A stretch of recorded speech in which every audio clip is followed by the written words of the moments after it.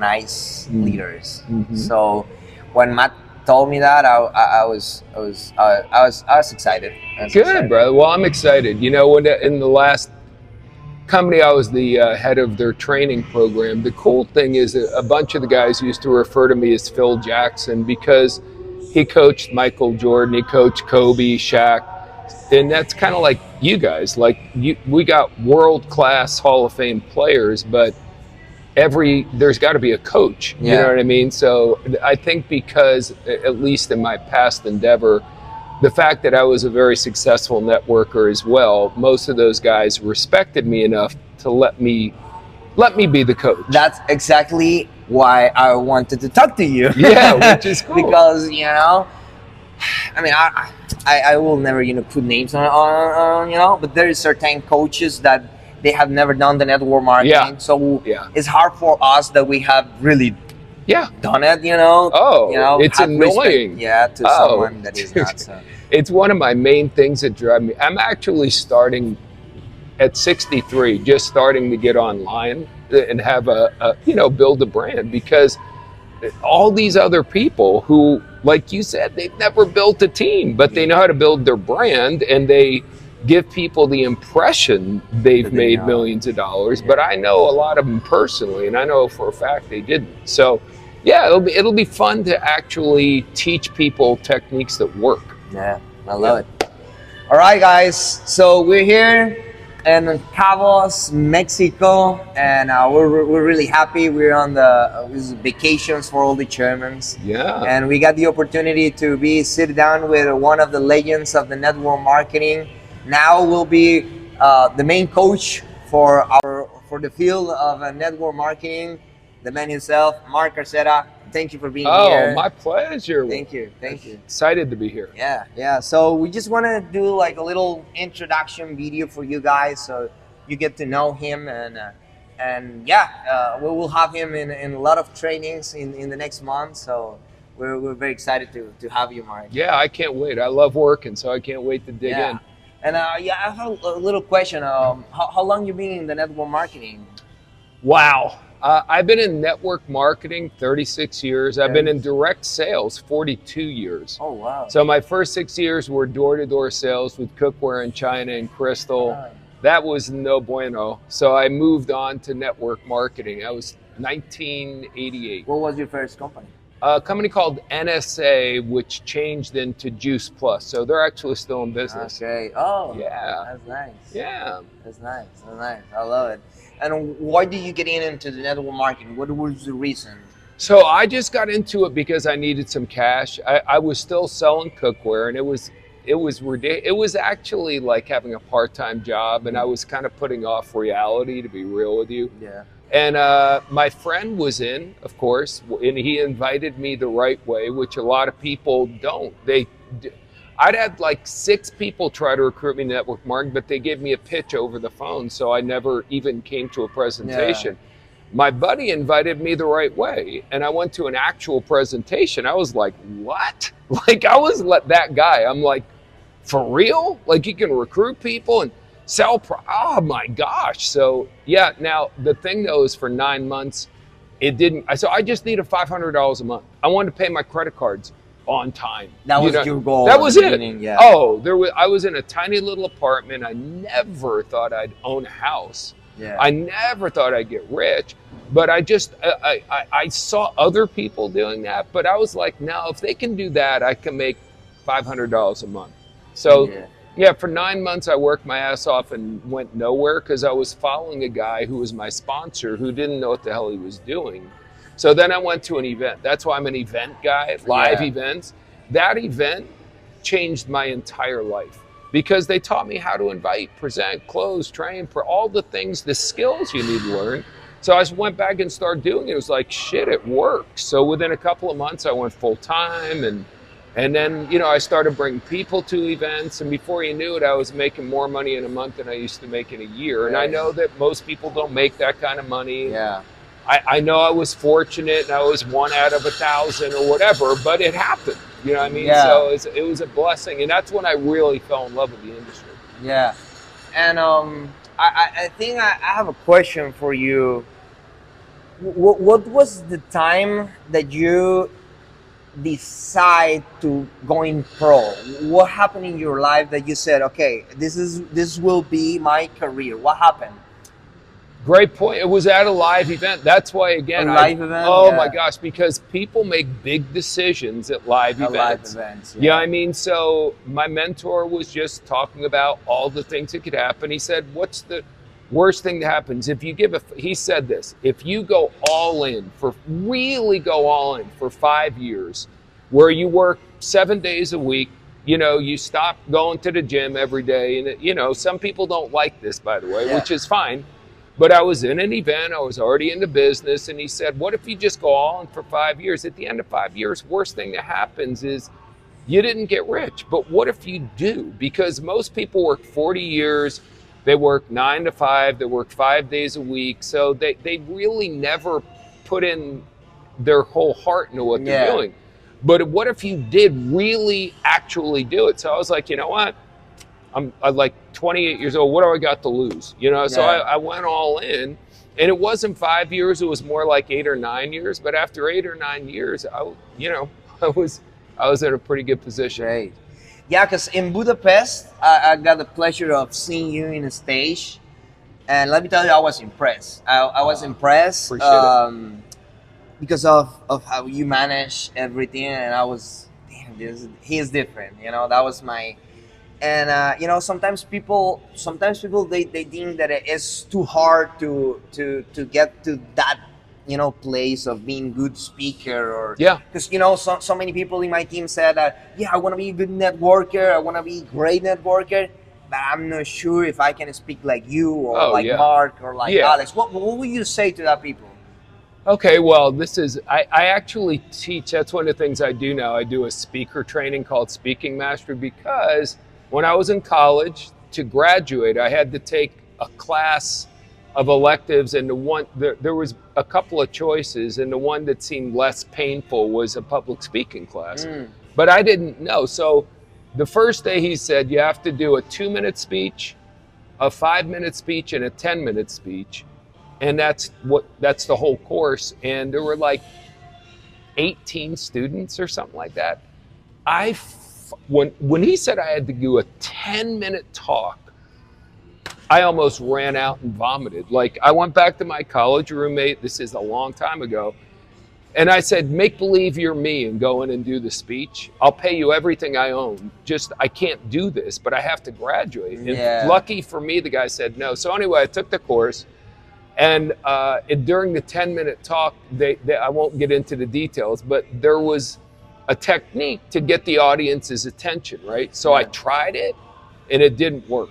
And if you ever seen like a comedian who tells a joke and nobody laughs, that was me. So I panicked, and my 10-minute final exam. It's hard to believe after seeing you. It's hard to believe. Dude, I swear. My 10-minute final exam was only 2 minutes. And when it was over, the professor pulled me aside. He goes, Mark, how am I supposed to pass you? That was horrible. Like, I should fail you. And I go, but then I'm not going to graduate. So anyway, long story short, he gave me a C- and I graduated college. But and I said, that's it. I'm never going to talk again. So then, of course, God's got a sense of humor. So I start doing network marketing. And the guy I was working with lived 3 hours away, 3-hour car ride away. So he would come up and do some meetings, but I was only doing meetings if he was there. So finally he's like, look, you need to do your own meetings. And I'm like, no way, I can't do it. And he's like, he goes, here's a video. Just welcome people and play the video. Can you do that? And I was like, all right, I can do that. So after I did that for a while, he goes, why don't you welcome people, do the first 10 minutes of the presentation, then hit the video from there. And I was like, okay. So I was doing it. That's how I started for real. And after doing that for a year, I finally worked up to doing a whole presentation again in a room that maybe fit 15 people. And I sucked. At one point he goes, tape yourself, tape yourself. And I taped myself and I said, thank God there was no digital anything then, because if people saw that video of me now, I don't think they'd ever hire me. But you know, that's crazy, because sometimes people they are not agree, or they are not in comfort of doing something bad at the beginning. Yeah. You know, and sometimes when I see you doing your trainings, we think that it was a natural, right? No. I don't know, like natural loves you or something like that. But yeah, no, it was work. Everything I learned and got great at in the industry, I was not natural at. I wasn't a great presenter. I wasn't a great closer. I wasn't a great trainer. So yeah, I mean, the thing, this is what got me years ago. Someone said, look, every great everything was brand new at one point. So Al Pacino or John, whatever great actor, DiCaprio, at one point they sucked. Yeah. They were terrible. You know, same thing with tennis players or golfers. At one point they were terrible. Yeah. You know, I remember Derek Jeter, the baseball player. I love him. In his first year of organized baseball, he made 56 errors, like when you drop the ball or throw it. Yeah. 56. I'm a baseball player. I don't know anyone who made more than 30. And 56, and he wanted to quit and he wanted to give up. So it's like then he ended up being one of the greatest New York Yankees of all time in a Hall of Fame, made zillions of dollars. But most people don't see that side of someone's career. Yeah. So you gotta be okay sucking at the beginning. Yeah, you do. Right? Yeah, and you just, here's what I try to coach people. It doesn't matter how good or bad you are today. What matters is, are you better a year from now? I love the book, The Gap or the Gain, because most people always compare. So again, if I come in and I've never spoken before and I watch you, I'm going to kill myself, because the gap between you and me is like the Grand Canyon. Yeah. But if I focus on the gain I made, like here's how I was, and 6 months later, I'm less terrible. And then 6 months. So if I keep focusing on how much first, I may never get to you, but at least I'm way further than what I was in the beginning. If people think that way, then they'll stick it out, because nothing of greatness comes quickly or easily. In the book Outliers by Malcolm Gladwell, one of the most scientific guys in the world, he said, so an outlier is a statistical term. So if everyone is kind of in this general area, an outlier is over here. So Tiger Woods in golf, Messi in soccer, DiCaprio in acting, like someone who's ridiculous, Alex Morton in network marketing. So to be an outlier in public speaking, which I believe I definitely am now, it's a minimum of 10,000 hours. A minimum. Because he studied outliers in every walk of life. So when you look at it that way, and you've been doing it for what, 100 hours, you're supposed to suck. Yeah. But when you've been doing 1,000 hours, everyone's going to get better. Yeah. The key is, are you willing to go through that awkward phase and frustrating phase, might even be an embarrassing phase, to eventually get to where you're comfortable? Because now I love it. I eat it up. The bigger the arena, the bigger the crowd, the more fun it is. Yeah. Exactly. Yeah, not for sure. You know, I was talking to Matt the other day, and when he started speaking about you, his eyes were having this bright that I haven't seen him with any other person. And we're talking, you know, I asked question about you. Yeah, that's fair. And that's cool. And he said, you know, so many good things. But one thing that I couldn't ask Matt, because it was not for him, it was for you. It was why did you choose I am to train? Why I am? Yeah, so that's a great question. I'm at a point in my life where I'm really doing okay, you know, so I'm not in a rush. So I was with one company for 15 years. It was some of the most fun I ever had in my life. We did events all over the globe. We did, you know, up to $1 billion a year in sales. So that was awesome. But unfortunately, that company went out of business. So anyway, definitely through no fault of us. So I did one company for a year. I didn't, in both of those situations, I didn't feel it. You know what I'm saying? Yeah. Like the company I'm talking about that was huge for 15 years, when I first saw them, it made no sense. That there'd never been a company in network marketing in the space they were in that lasted more than 3 years, but I had a feeling. That was my first network marketing company. I had a feeling. So when I came here and I met Matt, and then I got a chance to come to the event you talked about in Budapest, and I met Jason, and I finally got to meet Alex, and I met Brandon Boyd, and a bunch of the guys, Marvin from Germany, and I was just like, I just got a feeling, because for me, it's alignment before assignment, meaning the people are more important than the project. Yeah. So I just love the people. Yeah. And then, of At course, the end of Chris the day, Terry. Chris Terry business. is a genius.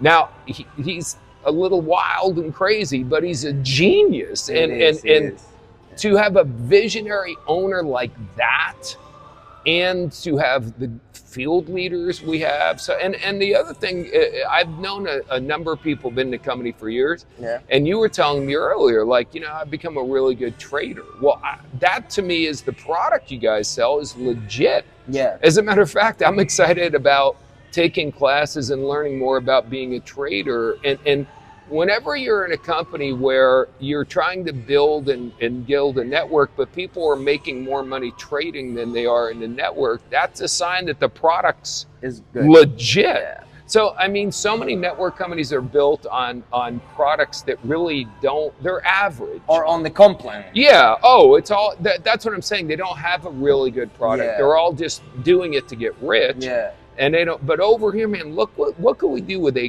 great product? And then if we can implement more really solid networking skills, which again, go back to what I said, my first event, I didn't say the guy motivated me. Motivation comes and goes. Feelings come and go. What that guy did that day is he taught me how to make a list, how to invite, how to present, how to close, how to train, how to promote, how to. So I learned the skills. So that's what I love teaching. I know that once in a while, I can motivate people, and it's not that that's a bad thing, but motivation without the skills is a joke. It's not going to last. No, never. Okay, I love it. Last question for you is, well, Matt said that you've been helping companies to get to the $1 billion range, right? Mm-hmm.